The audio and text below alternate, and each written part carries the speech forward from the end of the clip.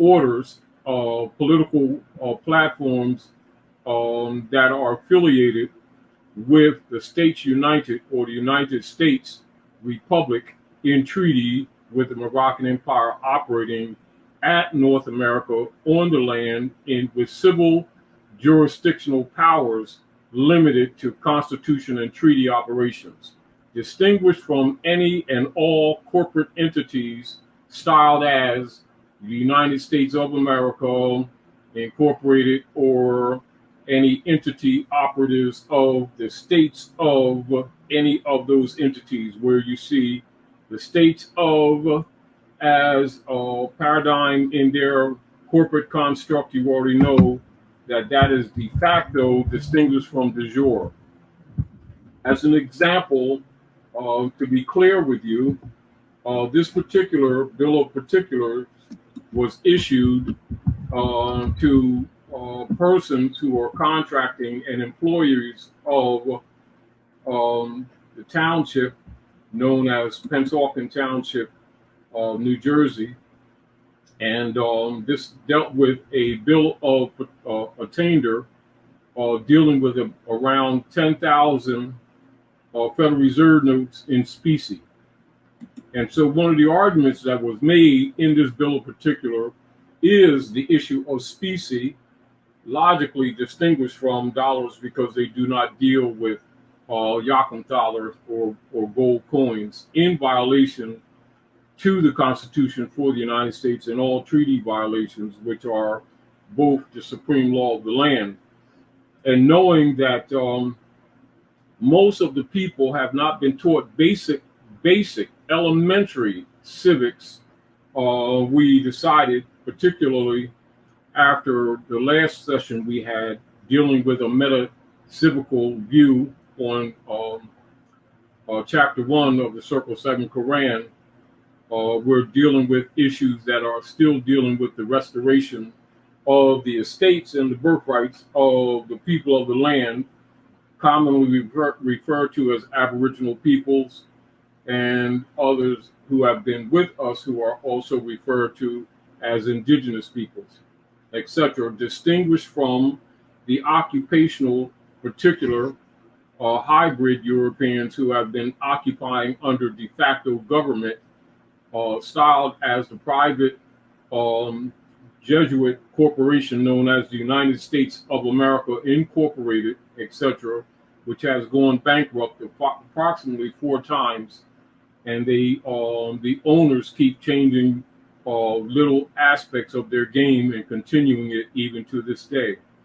But knowing also that many of the people who have been suffering under their de facto jurisdictional rulership, which is absolutely de facto, unconstitutional, unlawful, etc., but by most people not being taught basic civics, they have not been aware that they are dealing with a body of organized criminals who have been impersonating government, particularly since 1871 officially, but in actuality since 1861, after March the 27th of 1861. So keep that in mind.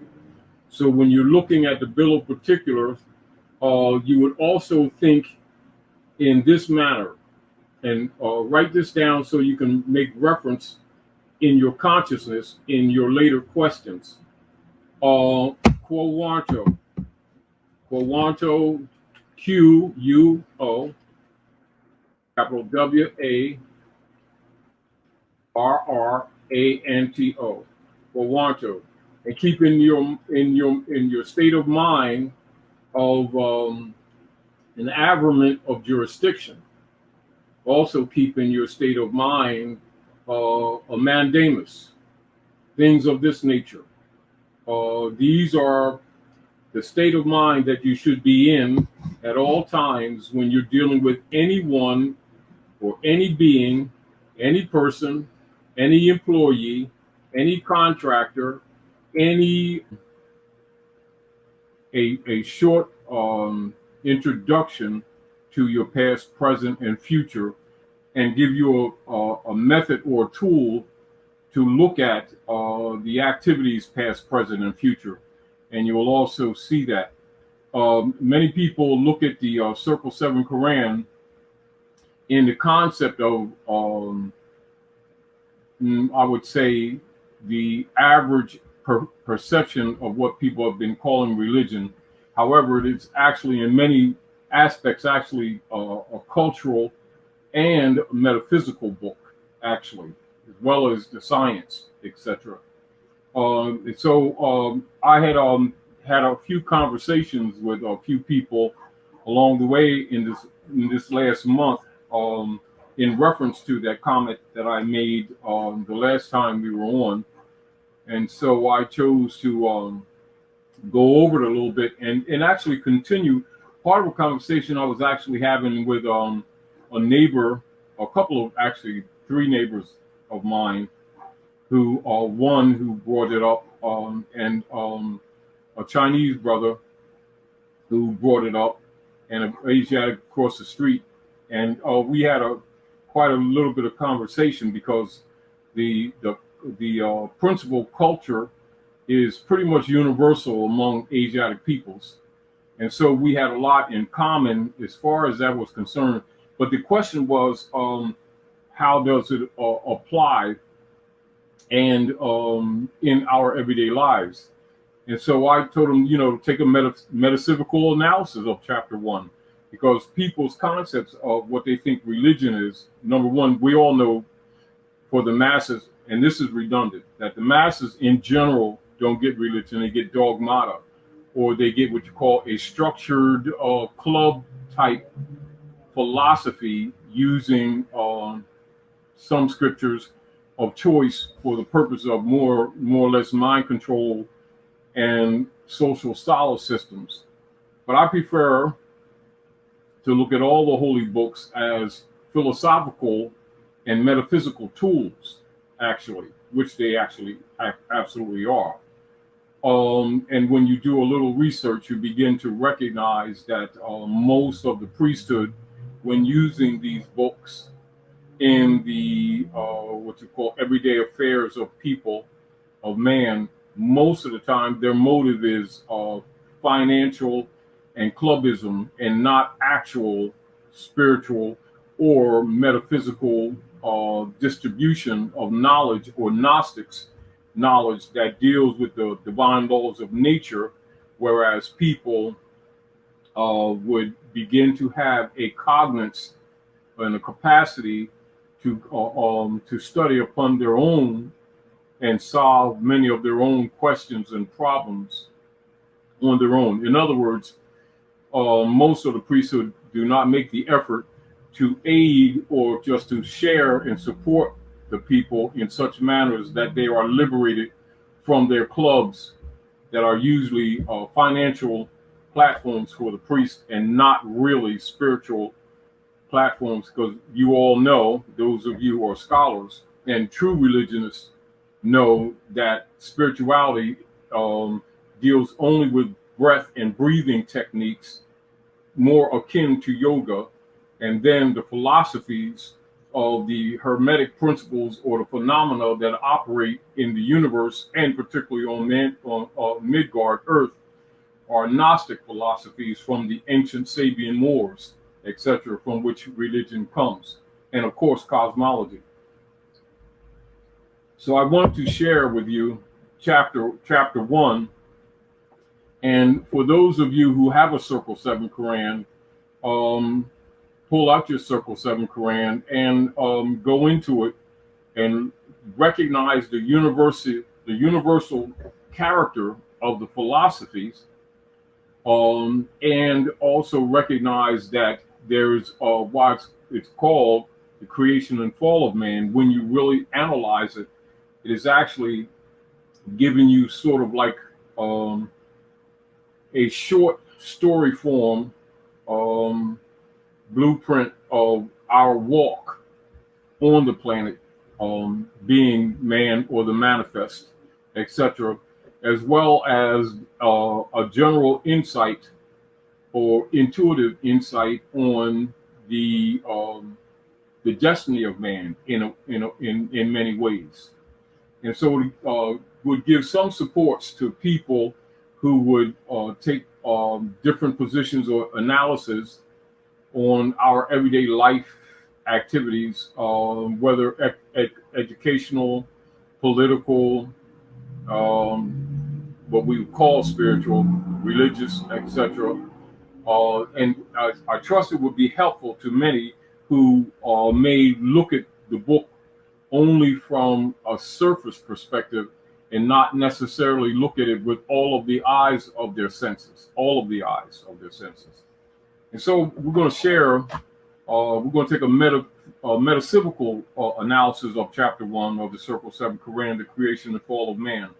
And some of you take notes, and some of this you can share with other people, and also analyze it yourself and look at it from other perspectives. And I'm sure that you'll get and find so many jewels within the chapter. And so I'll share by reading chapter 1. And this comes from the Holy Quran of the Moorish Holy Temple of Science, divinely prepared by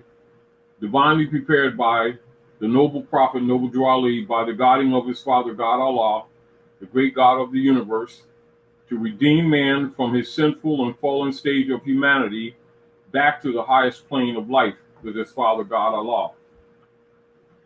And I would want to read also in the back cover of the prepared literature, the fallen sons and daughters of the Asiatic nation of North America need to learn to love instead of hate, and to know of their higher self and lower self. This is the uniting of the Holy Quran of Mecca for the teaching and instructing of all Moorish Americans, etc. Chapter 1, the creation and fall of man. Time never was when man was not. If life of man at any time began, a time would come when it would end. The thoughts of Allah cannot be circumscribed. No finite mind can comprehend things infinite. All finite things are subject to change. All finite things will cease to be because there was a time when they were not. The bodies and the souls of men are finite things, and they will change. Yea, from the finite point of view, the time will come when they will be no more. But man himself is not the body nor the soul. He is a spirit and a part of Allah. Creative fate gave to man, to spirit man, a soul that he might function on the plane of soul. Gave him a body of flesh that he might function on the plane of things made manifest. Why did creative fate give to spirit man a soul that he might function on the plane of soul? Why did creative fate give to soul a body of the flesh that he might function on the plane of things that are made manifest? Hear ye now, cherubim, ye seraphim, ye angels, and ye men. Hear now, O protoplast, and earth, and plant, and beast. Hear now, ye creeping things of earth, ye fish that swim, ye birds that fly. Hear now, ye winds that blow, ye thunders and ye lightnings of the sky. Hear now, ye spirits of the fire, of water, of earth and air. Hear now, O everything that is, or was, or evermore to be. For wisdom speaks from out of the highest plane of spirit life. Man is the thought of Allah. All thoughts of Allah are infinite. They are not measured up by time, for things that are concerned with time begin and end. The thoughts of Allah are the everlasting of the past into the never-ending days to come. And so is man. the spirit man. But man, like every other thought of Allah, was but a seed that held within itself the potencies of Allah, just as the seed of any plant of earth holds deep within itself the attributes of every part of that especial plant. So spirit man, a seed of Allah, held deep within himself the attributes of every part of Allah. Now seeds are perfect, yea, as perfect as the source from which they come, but they are not unfolded into life made manifest. The child is as perfect as the mother is. So man, the seed, must be deep planted in a soil that he might grow, unfold, as does the bud unfold to show the flower. The human seed that came forth from the heart of Allah was foreordained to be the Lord of the plane of soul and of the plane of things made manifest. So Allah, the husbandman of everything that is, threw forth his human seed into the soil of soul. It grew apace, and man became a living soul, and he became the Lord of all the kingdom of the soul. Hark now, let every creature hear. The plane of soul is but the ether of the spirit plane, vibrating not so fast. And in the slower rhythm of the planes of this plane, the essences of life are manifest. The perfumes and the odors and the true sensations and the all of love are manifest. And these soul attributes became a body beautiful. A multitude of lessons man must learn upon the plane of soul, and here he tarries many ages until his lessons are all learned.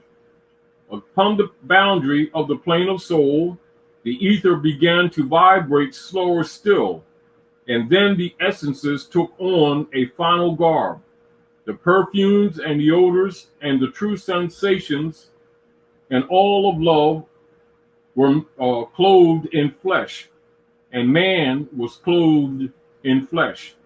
Perfected man must pass through all the ways of life, and so a carnal nature was full manifest, a nature that sprang forth from fleshly things. Without a foe, a soldier never knows his strength, and thought must be developed by the exercise of strength. And so this carnal nature soon became a foe that man must fight, that he might be the strength of Allah made manifest. Let every living thing stand still and hear.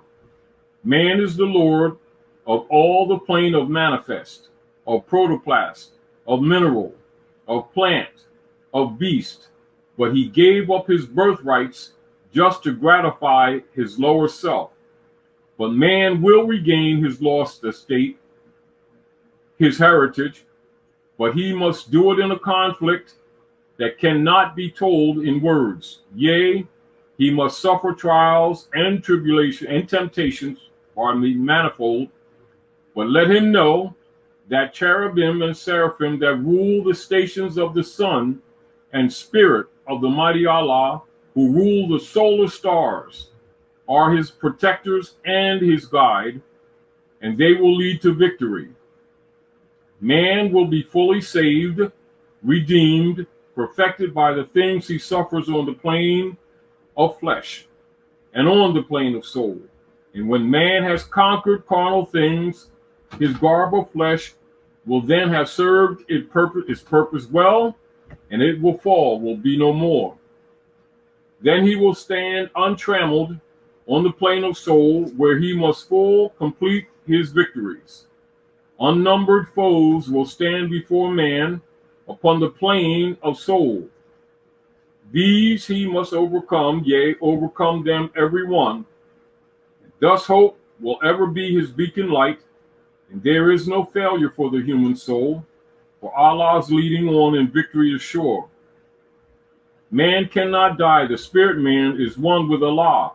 While Allah lives, man cannot die.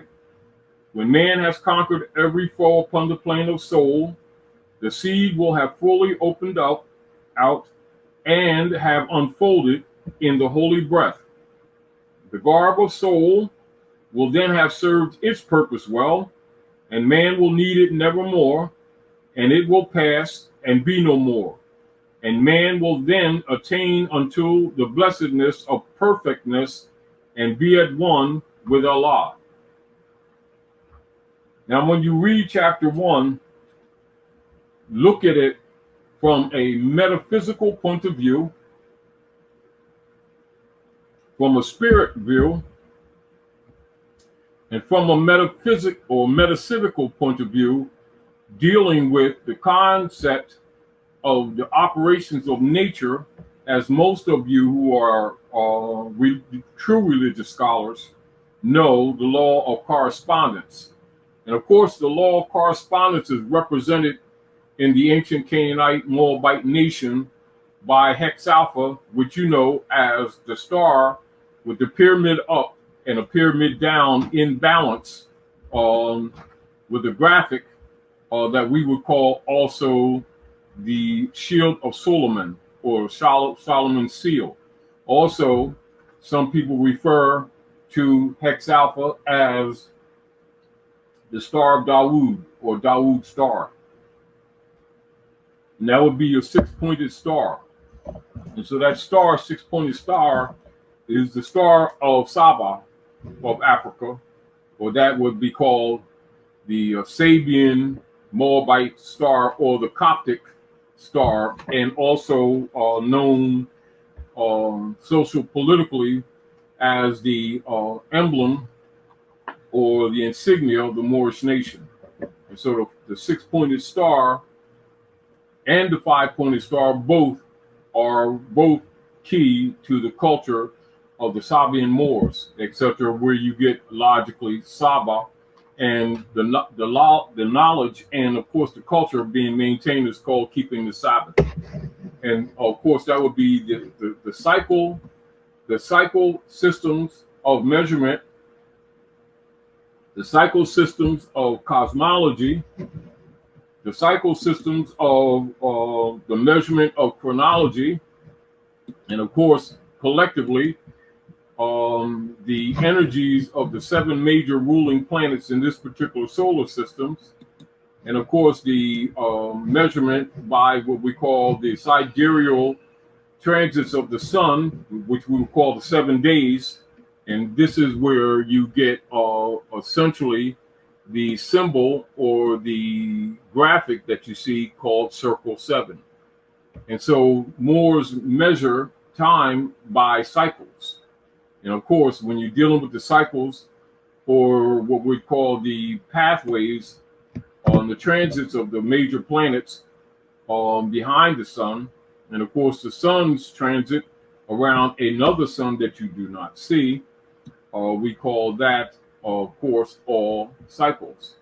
And much of the culture has to do with the ephemerides measurement, calculations, and registry for the point of reference of those planetary movements, particularly the sun and those cycles, etc. So all of that collectively together is circle 7, and not just the image of the graphics that you see circle 7. And when you see the 4 openings of the circle 7 and with the circle without the 7 in it as a graphic, it would be called a nimbus.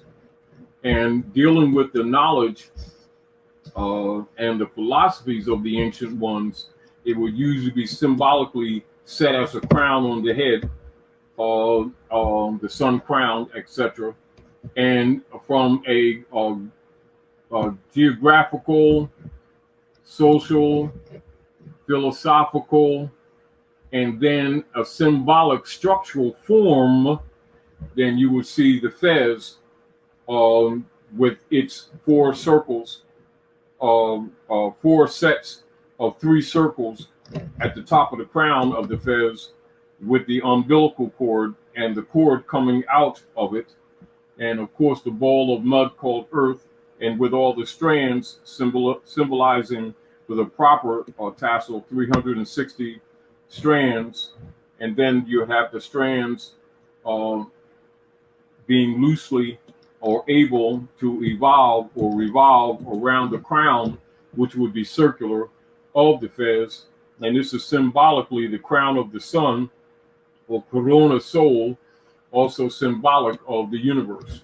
And of course, the head that you put the fez on has 7 openings: 2 eyes, 2 nostrils, 2 ears, 1 mouth in that circle. And so with the head having 7 chambers. And so you also deal with the senses of the body for the experience of man in the physical form. And so you have your 5 senses, and then you have your 6th and 7th sense, would be called insight and intuition. And collectively, together, they would formulate what you would call a single seeing, or what you would call a divine seeing. And this is where your philosophies of the intuitive mind relative to griots, seers, prophets, etc., psychics, intuitives, that's what that is representative of symbolically. And of course, that those are natural functions of humanity. But for the reality of it, of our condition, those senses have been pretty much artificially suppressed by the priesthood, so that man might have some experiences here in the physical plane. Also, on the problematic side, you've had the priesthood being using that knowledge negatively and locking the masses out of the knowledge in general. And this is where you get the structures, the formulations of your secret societies.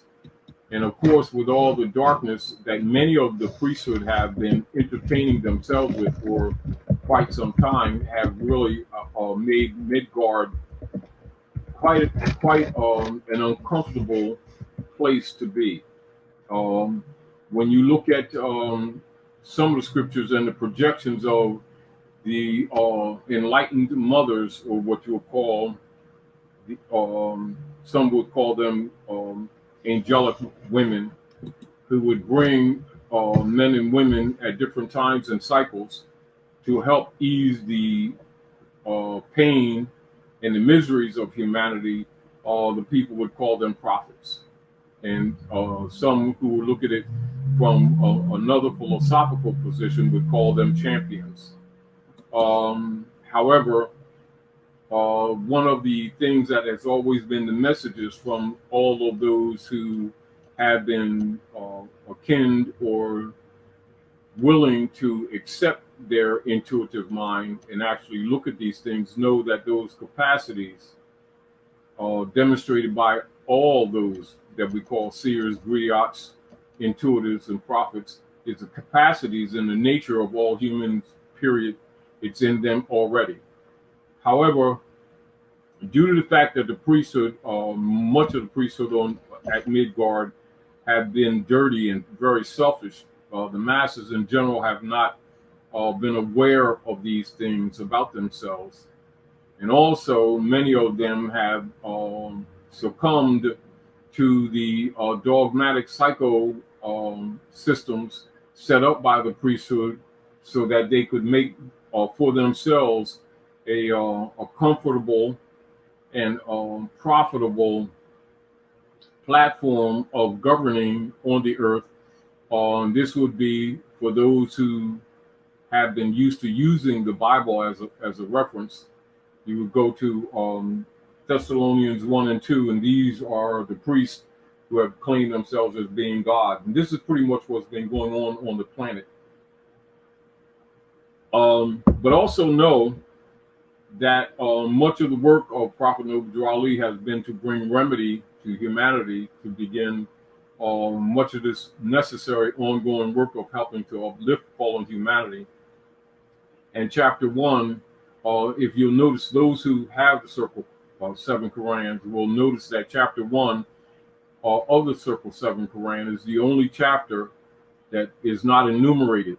For those who have insight, then that would be obvious because the message begins with the first chapter and also in many ways ends with the first chapter. And many of the other chapters are certainly helpful philosophically and as far as our development is concerned. But I emphasize chapter 1 because it gives you past, present, and future. And I noticed that over the years, talking to different people, many people haven't noticed that. So I just brought that to your attention. And it's called Creation and Fall of Man. But when you look at it, it's talking about man's preset experience here at Midgard, etc., and the potential of the outcome, etc. And so that would be a source for both strength and trust in the principles of your ancient mothers and fathers, in that they were not totally without what you would call psychic weapons or psychic knowledge of how things operate. And people who are not aware of the culture logically would, many of them would become forlorn and think or that they had no remedies to the everyday lives that they suffer at Midgard due to the priesthood, particularly the priesthood who have veiled themselves as politicians, who have been really extremely demonic, etc., while pretending to be peacemakers, peace bringers, peacekeepers, etc., which is pretty much opposite of what they actually been doing. And so I wanted to bring that to your attention with chapter 1, so that many of you who happen to have Circle 7 don't get caught in the dogmatic, spooky perspective that's often cast by many people who really haven't studied well the literature shared with us by our illustrious prophet, as well as many who have systematically misrepresented the prophet for their own personal gain, etc. So you can look beyond that and recognize that it's universal in its character. And also recognize, also I want to bring this to your attention because a lot of people miss this in the chapter, because as those who have been studying and who really have been studying the culture or the Sabian culture know that the root foundations of religions on the planet are cosmological in their character. And of course, for children, we already know, we've discussed multiple times, the anthropomorphic presentment for the purpose of teaching children. And however, what you find is, and this is redundant, that many